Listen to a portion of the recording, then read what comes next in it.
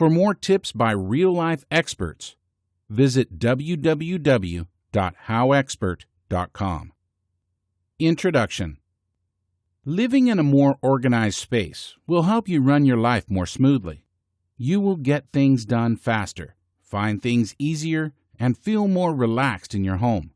The goal of this book is to motivate you to get organized while offering you some helpful insider tips that will help you let go of clutter and make your space more functional and aesthetically pleasing.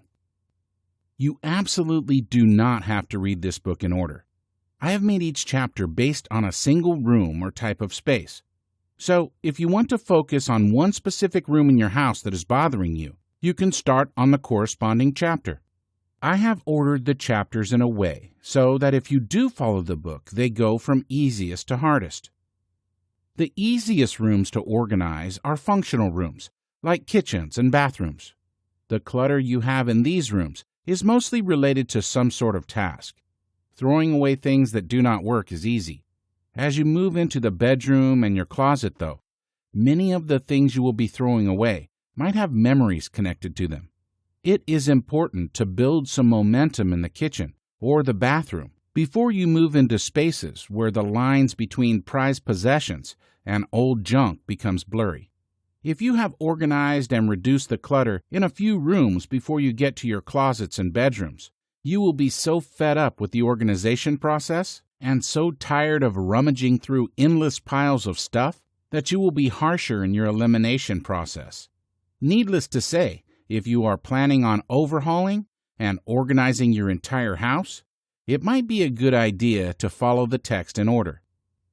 Whatever your personal plan is, the way you use this book is up to you, and it is written in a way so that you can dip in and dip out as you please. Another note to keep in mind is that this book is not meant to be prescriptive in any way. You do not have to follow every step perfectly. In this project, you are your own boss. I will remind you a few times throughout this book. And so, if you do not completely agree with some of my advice, or if you feel it does not apply to your precise situation, do not feel guilty for ignoring it. On the topic of guilt, organizing can be an emotional experience for many people. At the end of the day, you should be tough with yourself, but not too tough with yourself. Do not feel guilty for not achieving your organization goal the first time. Sometimes it takes a few sweeps before you get a space where you want it to be. Switching over to a clutter-free lifestyle also involves changing your mindset and the way you view your stuff. If you have lived in the West your whole life, you have likely been told to buy, and accumulate your whole life. It seems that living with less has only recently started to gain momentum on a broader scale. Also, it can be disappointing to see how much of your hard-earned money has turned into junk. The great thing about reducing clutter and organizing is that you begin to understand your shopping habits, where you are wasting your money pointlessly, and maybe even which stores to stay out of in the future. Lastly, everyone is different. What is organized and clutter-free to you might seem messy and overwhelming for others. Trust your instinct and be proud of your accomplishments.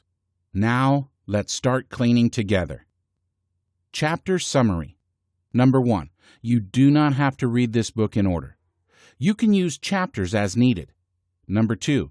You can adapt the steps to suit your personal situation. Number 3. You will not look at your stuff the same way after you read this book. Number 4.